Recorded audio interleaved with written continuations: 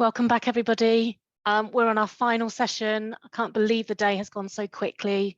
We are going to end on a high, and we're going to introduce Lou Banks into the virtual room from Rising Vibe. Welcome, Lou. Well, thanks for having me. I'm very excited to be here. Very excited to have you, and I'm really excited that you're ending our conference today, and I know that your session will be full of energy and will leave us in a fantastic high. So before we do that, just for those of you who haven't yet filled out the temperature check, and we want to sort of keep going the temperature check throughout the day, if you could go into Slido and just give us your final thoughts on the day, hashtag 825 there. If you've done it once now, you'll know what you're doing. So either use the QR code or the slido.com via your web. So Lou, I'll leave it over to you. If you need anything, just give us a shout and I'll appear back on screen. Thank you very much. So I'm going to share my slides because I think I'm controlling them today, which is very exciting. So thank you very much for having me here today to close your conference. It sounds like you've had a fantastic day. A little bit of housekeeping. I'm very informal in my style and I love it. Actually, if you've got any questions as I go through, I would love for you to put them in Q&A. Obviously, make your comments in chat like you have been. I know Jan's going to be looking after that. But I personally think when I'm on the receiving end of listening to anything, if I've got a burning question, I want a little bit more clarity, or I want to challenge something, I'd much rather do it in the moment. So I'm going to manage Q&A as well as do my slides. If at any point you've got something you want a burning question, please just put it in there. So my name is Lou Banks and my business is called Rising Vibe, and we work in the world of culture and change. So we actually are not experts in equality, diversity, inclusion. That isn't our area of expertise, but we have got hugely involved in this area in the last 2 or 3 years. And we are all about having conversations. And we were contacted by a lot of our clients after the George Floyd murder, who said, we need some help with how we talk about this stuff. People are uncomfortable, they're feeling fearful. We don't know what the right or the wrong thing is to say or do. And no one's really saying it. People are closing up rather than talking about it, and we need some help. And there's not a lot out there that is just focusing on the conversation. So I'm going to talk to you a bit more about that in a minute. I guess that's just a little bit of a caveat that that's not what we are about, but we are hugely involved in that area now because of what I'm going to talk you through in a minute. The title of this, How Self-Awareness Can Support Your Role Within Diversity and Inclusion. With any change, when we want anything to change and be different, we absolutely have to impact, target, focus on the individual. Any collective change only happens when individuals make the change, which sounds obvious, I know, and it is obvious. But very often we talk about collective change without really focusing on individual change. And we work with a coaching approach, which means it is much easier to do that in that way. So without further ado, let me just tell you a little bit about us so that you get some insight into why we are talking about the stuff I'm going to talk to you about today. So we're culture consultants, as I just said, and our mission is to support and challenge leadership to have the conversations that matter to enable a high performing culture. So in our opinion, the conversation is the culture. What kind of conversations happen in your workplace? And in our experience, the conversations that are usually avoided because they feel the most uncomfortable are around feedback, holding people to account, performance management, mental health and well-being, definitely. I think that's got a little bit better on the back of the pandemic. And the whole ED&I agenda. They are the subject areas that we recognize people really don't want to talk about if they can get away with it. So what we do is we really support our clients to have these conversations, to step into that discomfort and talk about this stuff, because once we start talking about it, it does feel easier. And I'm going to talk to you about why that is in a minute. What we also talk about is bringing organizational goals and human needs together. So we absolutely need KPIs, deliverables, outcomes, objectives. We need to know what's expected of us in our role. Absolutely, we need to. But we also need to consider the human needs of our workforce. How are people feeling? How are their confidence levels? Do they feel cared about? Do they feel connected to the organization? All of that stuff is as important as the organizational goal stuff. And when you bring the two together, that's when, in our experience, you have high performance. So just having KPIs, deliverables, objectives, outcomes on their own, not helpful. And actually just looking after human needs and considering that without bringing in organizational goals is not helpful. So we need to bring the two together. But ultimately, and I'm going to talk to you quite a bit about this, we are about helping the people we work with to create a culture, to create an environment in the workplace that feels safe and secure. That means we can come into work without the fear of negative consequence. And I don't mean lack of consequence when it comes to performance. We absolutely need to do that. People need to know where they stand. You know, two basic human needs. We want to be heard and we want to know where we stand. So we need to hold people to account and performance manage them. So I'm not talking about if we're not performing, if we're not delivering, there shouldn't be consequence. There has to be. I'm talking about being able to come into the workplace and say, I'm not happy. I'm struggling with my confidence. I'm not having a good time right now. I'm struggling to focus. I've got a question. I don't understand. I'm not sure what you mean. I'm not clear what's expected of me. Those kind of questions, those kind of statements, we need to be able to share this in the workplace. And if we can do that, then our performance is going to improve.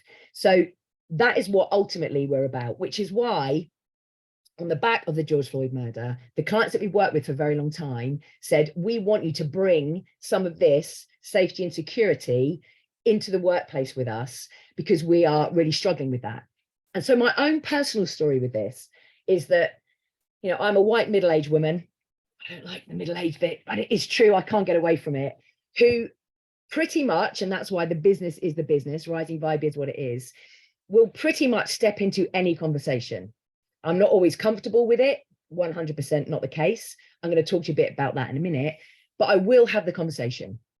I'll take a deep breath and I'll do it. What I noticed was I was also feeling really fearful. I was worried about saying the wrong thing, doing the wrong thing. Would it impact, you know, me and the business? And I thought to myself, if I'm feeling like this, then for someone who will usually step into a conversation that feels uncomfortable, difficult, there must be so many people feeling the same way, which is why we've got involved in this piece of work. So beginner's mind, we use this as a frame with all of the work, all of the support and development that we deliver. But I think in this particular subject, it is even more critical than ever. So I'm going to read it out. I know you can see it, but I'm going to read it out. So beginner's mind is when we have an attitude of openness, eagerness, and lack of preconceptions when studying a subject, even when studying at an advanced level, just as a beginner would. And I love this one here. Real learning comes about when the competitive spirit has ceased, when we park the ego. So up until the age of about 2.5, 3 years old, children don't experience fear of judgment or shame, which is why they ask all of those questions. And which is why any of you that have been around children, if you have your own children, at times, small children will say things in front of other people that can feel very uncomfortable for us as adults around them because they are not experiencing shame or fear of judgment. And then, of course, what happens is, especially in the workplace, we're supposed to know. When we become more senior, we're supposed to know even more. You know, leaders are expected to know and to do things. There's a lot of assumptions made. And as a leader, especially, people then feel that pressure. So to say, I don't really understand this subject, to say, I'm really nervous about this, to say, I need some help here, can feel really, really difficult. But if we can adopt a beginner's mind, which is actually, let me just imagine I knew nothing and everyone around me was okay with me not knowing something, what questions might I ask? So this is what we always encourage in any learning, but around this subject in particular, I think it's absolutely critical. And I think probably based on what I know, you're all here for this anyway, but you know, we don't want people to be here and learn this stuff just for information. We want people to be here for action. We want people to be here for change. And I love this bullet here, this crack yourself open and look inside. This is what I hope today will bring you a little bit of self-awareness that maybe you haven't considered before from a social pain perspective, which I'm going to talk to you about. Because unless we, at an individual level, really dig deep and look at ourselves. And of course, we talk about unconscious bias a lot. That's used a lot as a frame. Actually, what I would love you to think about today is just start to think about, what is it that I maybe am denying or hiding or pushing away because I feel uncomfortable to admit it. You are the culture. The reason I put this here is because in our experience, we hear a lot of people talking about their culture, their workplace culture, as if it is disassociated or separate to them. So it's not an inclusive culture here. There's a blame. This is a blame culture. We're in a blame culture. We need more of a learning culture. If you are in any tribe, if you're in an organization, if you're in a team, you are the culture. Now, again, a lot of the stuff I'm going to say and talk about today is actually really obvious, but we really like to bring that back to the forefront. We need to talk about the culture and associate with it. And I find it really interesting, and I'm sure this will resonate, connect with a lot of you here today. I hear a lot of people talk about blame culture, for example, in a very blaming way. They're not actually having the conversation where they potentially more ideally could have it. They're talking about it in sideline conversations in more of a passive aggressive way, which is, you know, I'm not feeling good about it. I'm a bit angry, resentful about it, but I'm just going to moan about it. Talking about a blame culture whilst actually interacting in a very blame way. And that's just one example of what we see on a regular basis. And this is absolutely said without any criticism. This is what I do for a living. I do it myself, but it's just starting to notice in ourselves. And if we can notice in ourselves, then we will start to notice it more around us, and also feel more able to talk to people about it if we're owning it ourselves. Just start noticing just that simple language. You know, the culture needs to be more inclusive here. Okay, so what are you doing about it? What are you doing about it?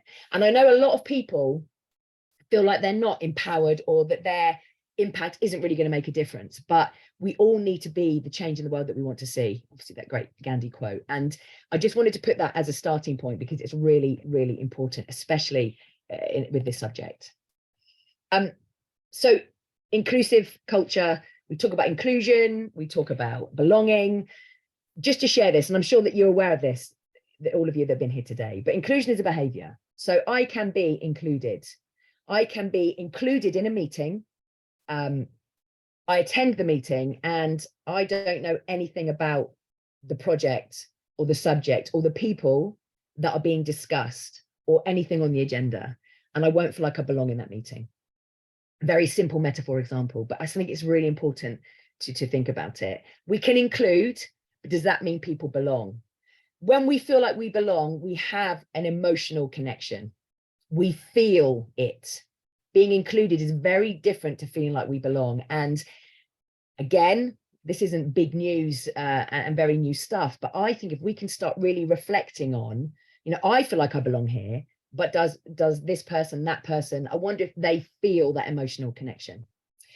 And I love this statement here, which affinity creates connection and bias. So when we connect with somebody, and I'm not just talking about, you know, the stuff, you know, the color of the skin, the culture, language, you know, someone who you have a chat with and it sounds like, based on the language they're using or the subject they're talking about, that they have very similar views to you or have had very similar experiences. Immediately that affinity creates connection, but it also creates bias. And this is often unconscious.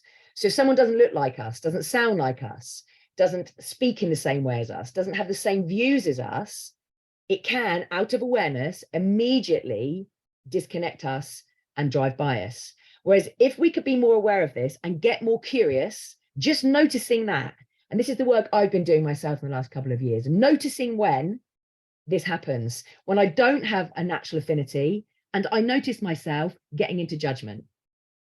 Immediately getting into judgment. So what I'll do, because I've noticed it, and of course the first step is to notice it, and before you can notice it, you have to be open to noticing it, which can feel really ugly and very, very uncomfortable. And then ask yourself, okay, could I be more curious here? What is that about for me?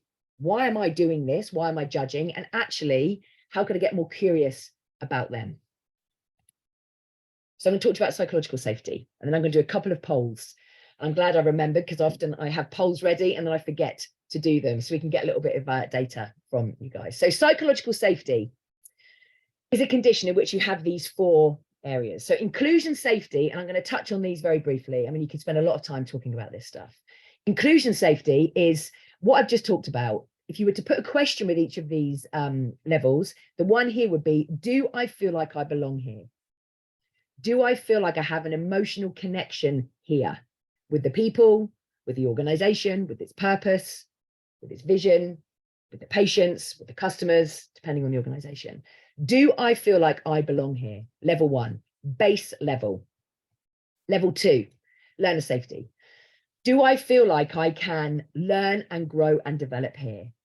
Do I feel like I get feedback? Am I challenged and held to account? Can I make mistakes and learn from them here? If I don't feel like I belong, it doesn't mean I can't learn, but the opportunity for me to learn will be less if I don't feel like I belong, because I won't feel quite as safe. The next level is contributor safety.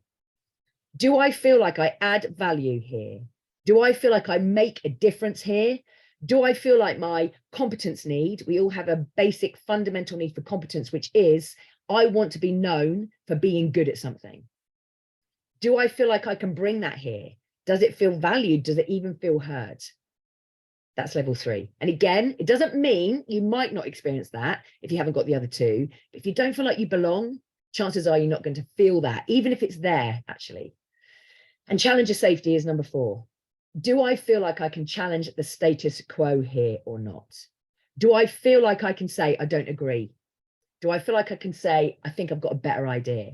Do I feel like I can say, I think I've got a different idea? That's level 4. So our personality, are kind of more the normal way that we behave and what's important to us will also impact this. So I am someone who will challenge even if I don't feel like I belong. And actually that is part of what the brand is about. So that's my personality. That is how I've been nurtured. That's generally speaking what I do, not all the time, but generally speaking, that's what I do. There might be someone else who, even if they genuinely do feel like they belong, feel like they can learn, do feel like they're valued, still might not challenge because it's just not their thing. They might be a little bit risk averse. So it's not quite black and white, cut and dried, but it is important that we have that level 1. Without that, we're not going to achieve the other 3.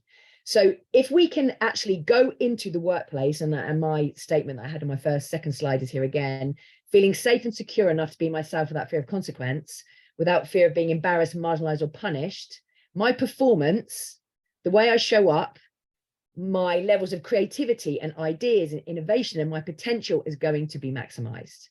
If none of those are in place, it's not going to happen. And the reason I'm saying this is there are still people out there. There are still people out there who are not connected enough to this subject, who behind closed doors will say, is it really that much of a big deal? Is it really still an issue? And actually, the only way at times to help these people to check in and connect is to help them see how it's going to impact performance in their organization. Not ideal. I don't feel great about that, but that is sometimes the case. So knowing that if someone doesn't feel like they belong, they're not going to perform like they could, is sometimes a way in to have the conversations that you might need to have. So let's do the first poll. The first poll here is about psychological safety. You can only choose one. I'm being quite mean, which is this one here. So I feel inclusion safety at work. So I feel I belong here. So let's just have a quick, let's see what you think. And of course, you can't see this until it's ready to share. So okay, so we've got 50% of people have contributed so far. Let's give it a little bit longer. So there's a lot of strongly agree and agree. There is some disagree and strongly disagree, but there's definitely more strongly agree. A little bit. And I don't know, actually, Jan or Kerry, or if you want to take a picture of these when I share the results, or if it gets stored somewhere, I can't remember. Technology, I'm getting better, but it's still not my thing. Okay, so we've got 80%. Let's just end the poll and let's share the results. Okay, so 21% strongly agree. They feel like they belong here. 47%, 21% strongly agree, 47% agree.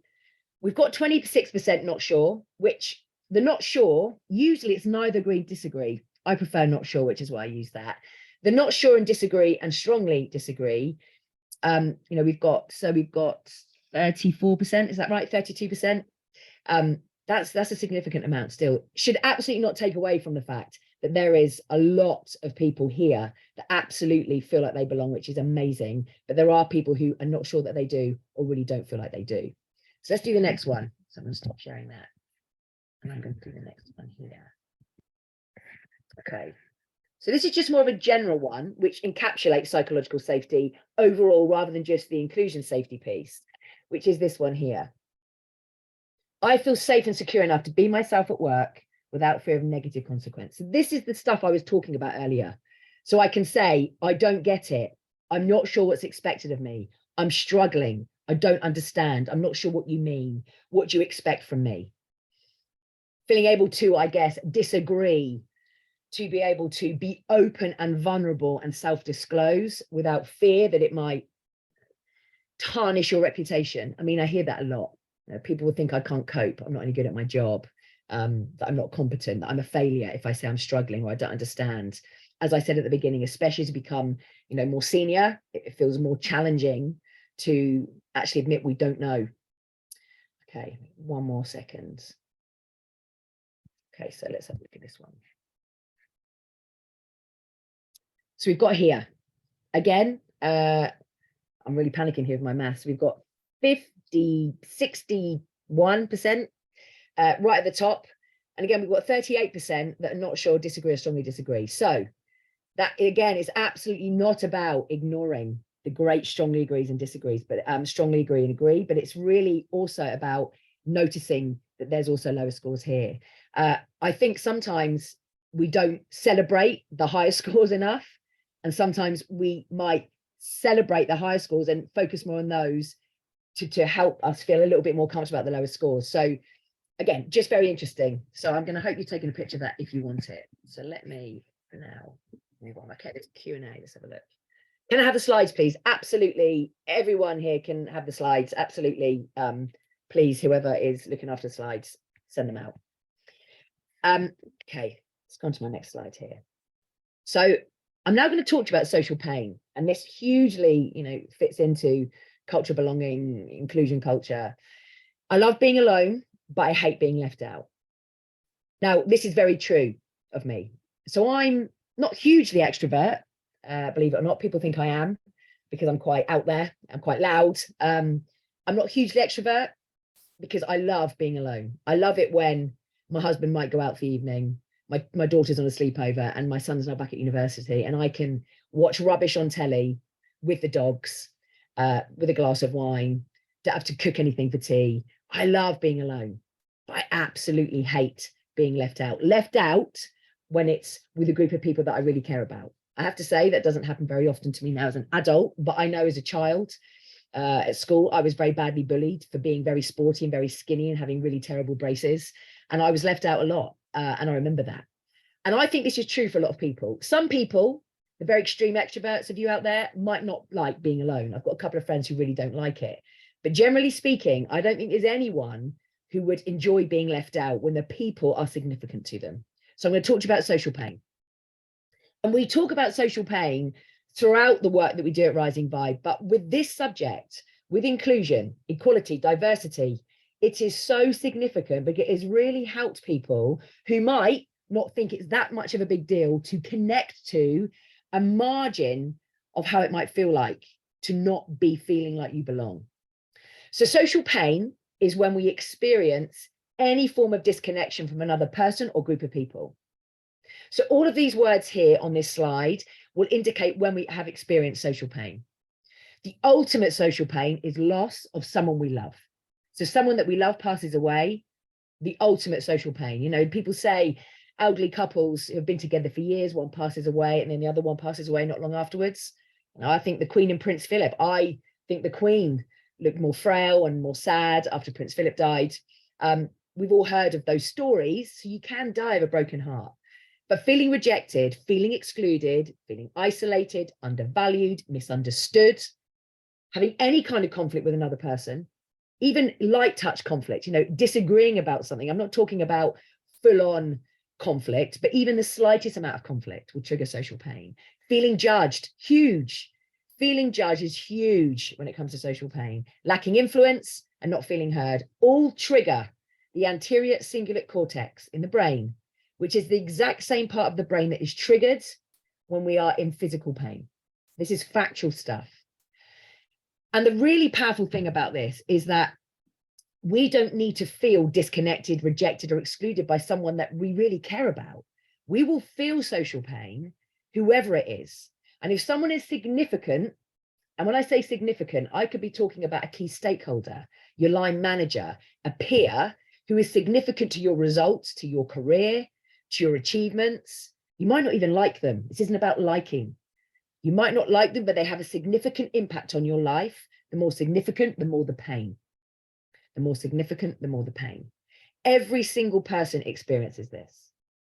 Every single person experiences this.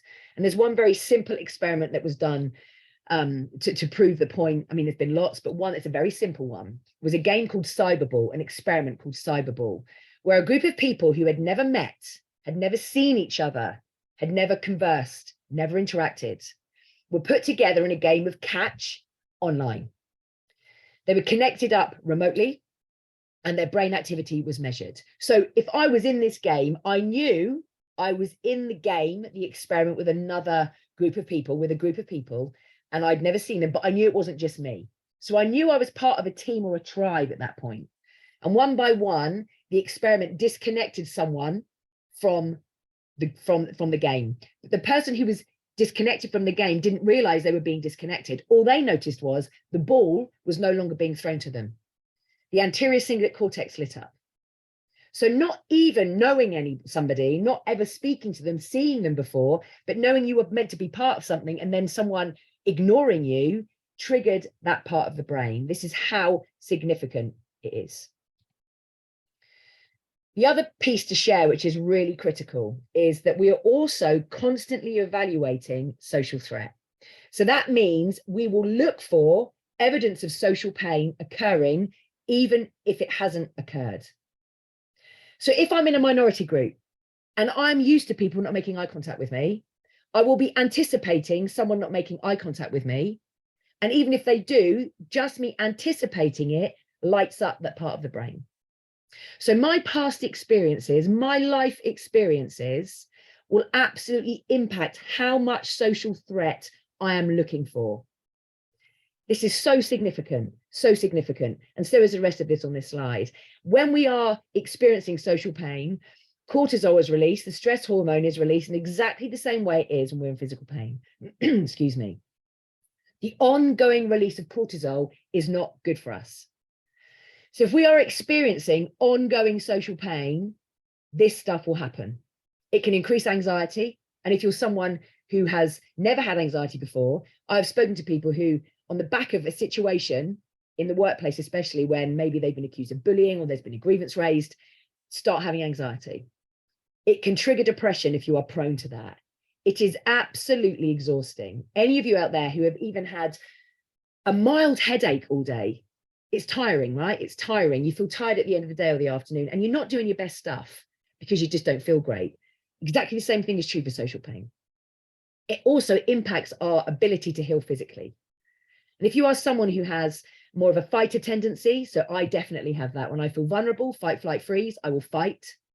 I'm going to feel it more intensely. If you suffer with anxiety anyway, which I have in the past, it's got better, but I still do, I'm going to feel it more intensely. If I'm more introverted, I'm going to feel it more intensely. And if I have what we call high emotionality, so we experience tension and apprehension a lot, you know, so when we're anticipating something happening, we feel it in our tummy or in our chest, you're going to feel social pain more intensely. So it does not feel good, and it is not good for us. So if you are in the majority, as I am, I experience this stuff regularly, but I get respite from it. I get respite. There are people in minority groups who do not get any respite, where the social pain and the anticipation of it, which is triggering social threat, is constant, constant, constant. Just imagine that for a moment. So what this has really helped us do is the people out there who don't connect to this subject, who maybe don't think it's that much of a big deal, they can connect to how it feels to be excluded or rejected or misunderstood or judged, because you've all experienced it. And what I say is, now just magnify that by 500% and imagine not getting a break from it. Imagine not getting a break from it. If you look at any data and research, you know, in these areas, absenteeism, presenteeism, leavism, work-related stress, exit interview data, social pain is cited throughout. It's not cited as social pain, but it is cited as things like, I don't feel able to influence, I don't feel heard, I don't understand, my role clarity is not clear, which doesn't sound like social pain. But if I don't feel able to ask for role clarity, that means I don't feel safe enough, which means social pain. There are people taking time off work to catch up because they don't feel safe enough.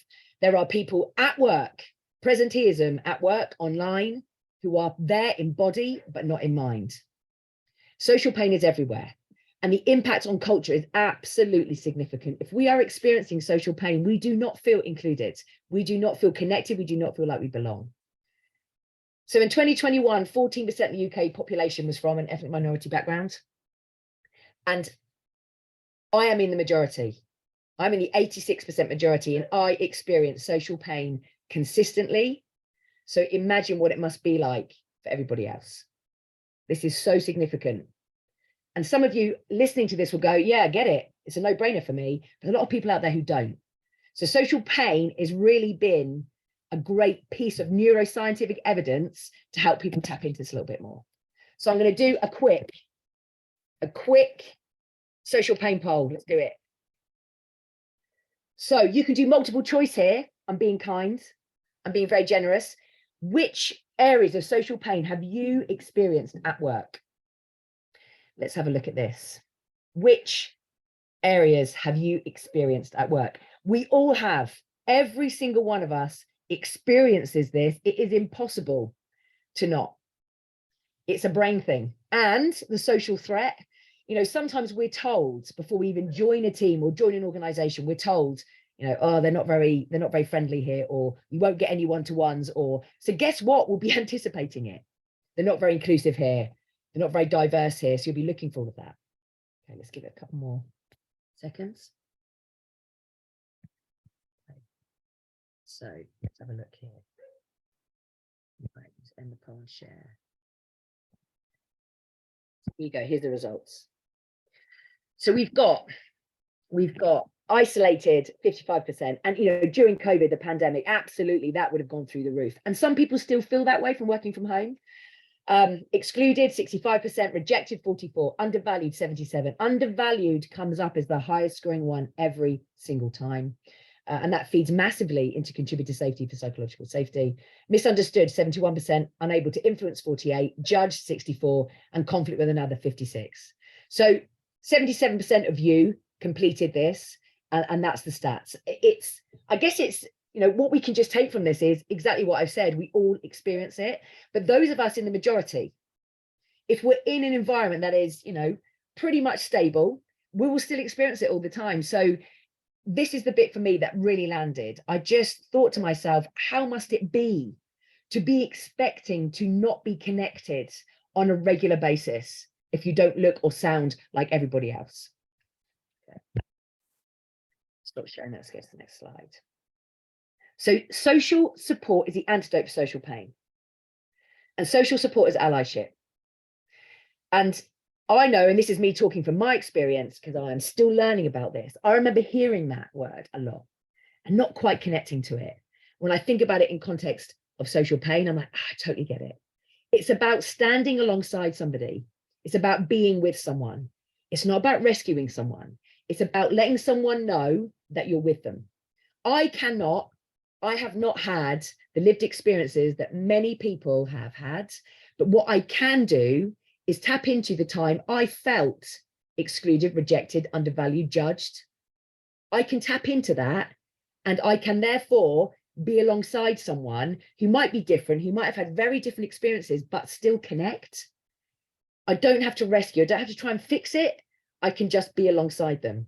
So social support is the antidote. It will absolutely not eliminate it. We can't eliminate social pain, but by knowing you have someone who has your back, who's on your team, who might not completely understand because they've not been there, but really want to understand and really want to be there for you, will minimize, alleviate some of the social pain.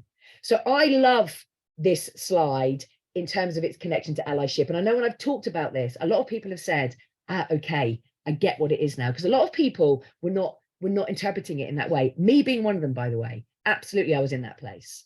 So social support is actively seeking to minimize and alleviate, actively seeking to do so.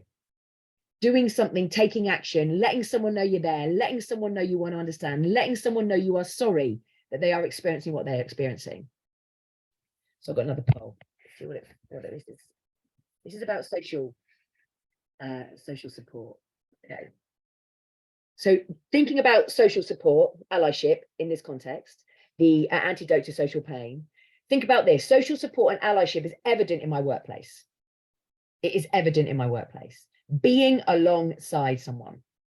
Reese, who works in the team, Reese has been he has been the person who's pushed me over my threshold of conviction to take action and do this kind of thing. Reese is a mixed race guy, very, very clever, very intelligent, who has shared with me over the last 2 years a lot of his lived experiences and challenged me, beautifully challenged me. And he shared an experience with me where someone was very rude and unkind to him because of his color. And all he needed was someone to come up to him, not necessarily at the time, but after he left a coffee shop and say, I'm really sorry that happened to you. Are you okay? And him giving me that really practical example has really helped me to take much more action and do something rather than just feeling bad for, actually take some action and do something about it. Okay, so let's have a look here at what we've got with social support in the workplace right now. So we've got 5% strongly agree, 45. So we've got half of you absolutely strongly agree or agree. And then we've got the other half, not sure, disagree, strongly disagree. So again, it's great that there's 50% of you that think that, but it's not great that 50% of you don't. And again, I'm not saying that with any criticism. It's just really useful to know this stuff. And there are people out there who are not feeling like they've got someone alongside them. Let's have a look here. How can you watch out for these in your teams as a leader? So this is just because of time. What I would say is having conversations about social pain, take these slides. It's really not a complicated concept, and say, I learned about this stuff. Do you experience this? Because actually, a lot of people will hide it. A lot of people will pretend they're okay. They'll feel it, but they won't share it. What we want is for people to share so you can stand alongside them. So I would say, how can you watch out for it? You know, we will have our own filters, our own views. We might not see what's really going on. The only way we can really know what's going on for someone is talking to them about it and enabling an environment where they'll be open about it.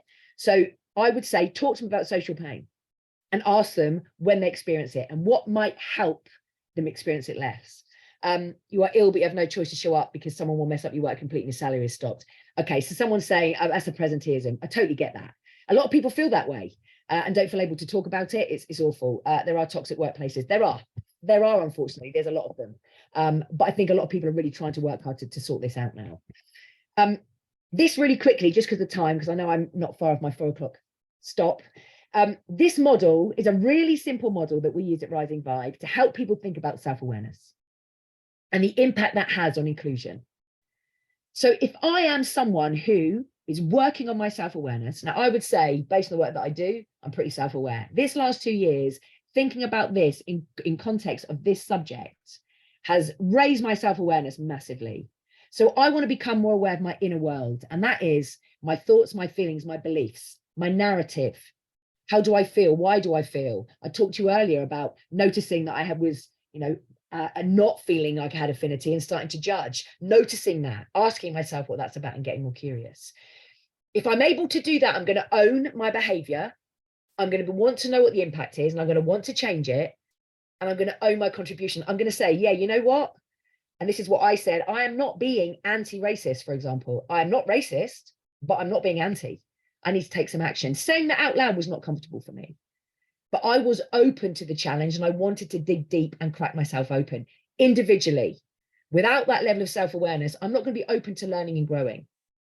If I have self-awareness, if I'm aware of my own triggers and hot buttons, and I've just said to you, social pain, I experience it as someone who's in the majority.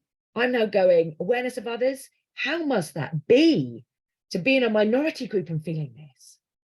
It is so connected me to that, like I cannot tell you, to the point where it's really upset me. And I've got very, very angry with myself at times. I felt a lot of shame because I'm now really connecting to it, but I couldn't connect to it unless I raise my own self-awareness. I can't be aware of other people.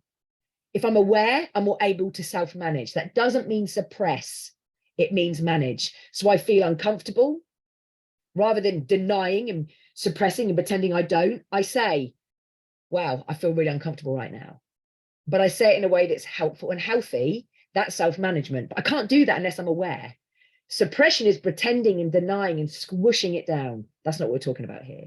So if I'm self-aware, it means I can be more aware of others. It means I can self-manage. It means my relationships are going to be far, far greater, more connected, much more social support, much more natural allyship, and much more inclusive. So to finish, because I'm bang on 4, you are the culture. I've already said that. But actually, you are the culture. We are all the culture. And we have a variety of cultures, right? Our workplace culture, our family culture, our friendship culture. If something's not working, what can you do about it? What can you do to raise your self-awareness? Ask yourself, what is my contribution to this and what can I do differently? And you are all personally responsible. And I say that without being accusatory or I'm saying this to me. I'm also in the you. So that's me. Just going to check there's not another question I haven't. How can you be an ally without coming across as patronizing or condescending? Okay, this is really interesting. So Reese's example, he said to me when he had that situation in the coffee shop, if someone had come up to him and stood by him and had to go at the other person, you can't talk to him like that. You're really unkind. You shouldn't be behaving like that. He would have felt like he was trying to be rescued, like he can't handle it himself. And he said that would have felt really condescending and uncomfortable for him. All he needed was just someone alongside him. Now, sympathy is feeling sorry for, empathy is feeling with. And I think if you get that bit right, it doesn't come across as condescending or patronizing, in my experience. Thank you, Lou. Thank you so much. And I'm really pleased that you've ended on that action piece, because that's really what it's all about, isn't it? So the aim of these types of days is to raise awareness and to provoke learning and to aid reflection. But actually, at the end of the day, it's about what action we're going to take differently. And thank you for sharing your personal experience too, because that's also really powerful. You're getting lots of love on the emojis in the chat. I'm not experiencing social pain right now, but there's love hearts. That's great. So thank you so much, and thank you for your time and preparing your questions, and really appreciate it. Thank you for having me. Thank you for having me. Really, it's our pleasure. So we're really nearly at the end of the day. Can you believe it's gone so quickly? I don't know about you, but I'm ready to lie down in a dark room. I guess I'm just going to welcome in a minute Steve Harris and Jenny Douglas Todd back to close our day. I'd like to say some personal thank yous, please, if you would just allow me that 2 minutes. These sorts of things, as most of you who have ever done any days like this, do not happen overnight, and they do not happen quickly. So I'd like to thank you for taking the time out of your uber busy schedules to come and spend the day with us. I'd particularly like to thank members of my team, Gemma Jenko, Esther Pyle, Amy Long, the business support team. And I'd also like to thank Autumn Live, our tech team, who have supported us every step of the way with all the tech. All our panelists, all our speakers, and everyone who supported this event. So I'd just like to say that personally. I'm sure Steve and Jenny will say other thanks, but I'm going to hand over now to them to close our day. Shall I go first, Jenny? And then I'll leave you with the last word. So, wow, what a day. What a day. I think Kerry's right. I feel like after so much energy and amazing discussions and really insightful speakers, I feel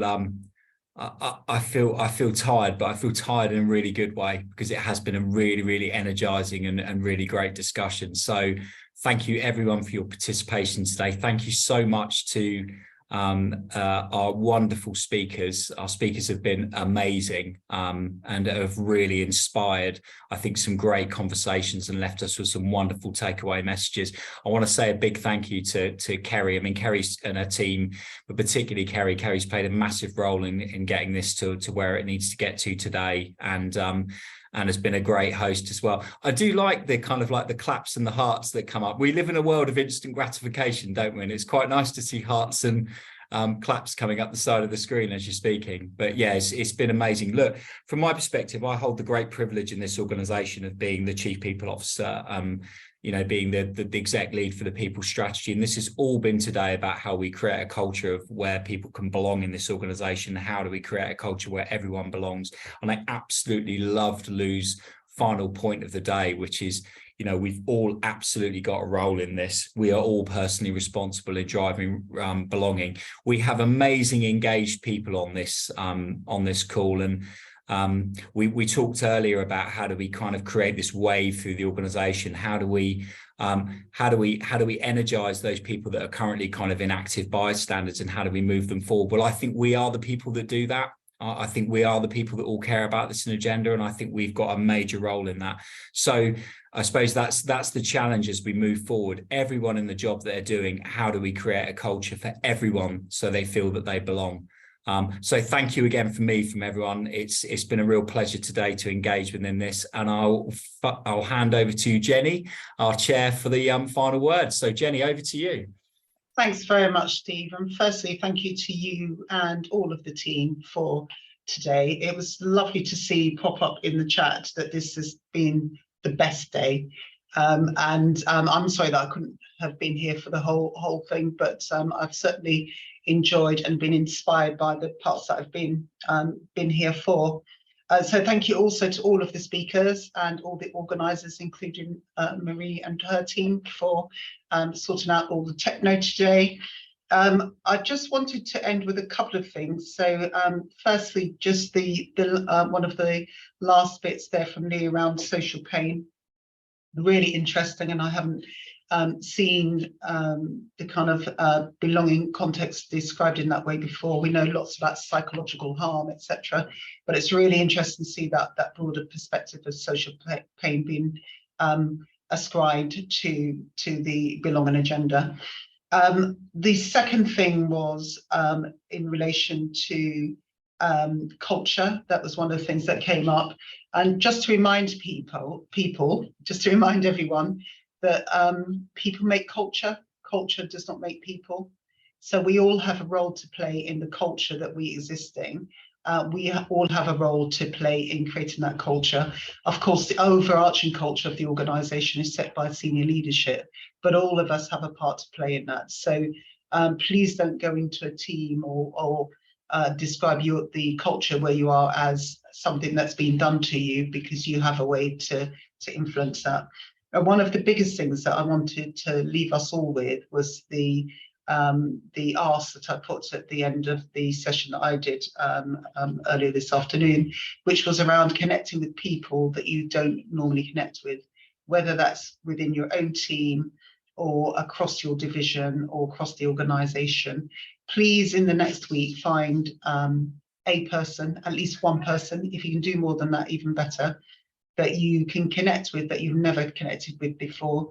Understand a bit about who they are, let them understand who you are, and also ask your managers to be doing the same thing, that they can raise that connection across your teams and areas, because we want to create UHS as one of the best places where people do actually feel belonged. So thank you all very much. Thank you for giving up your time today and participating, and I wish you all the best for the rest of the day and, of course, going into the weekend. Thank you.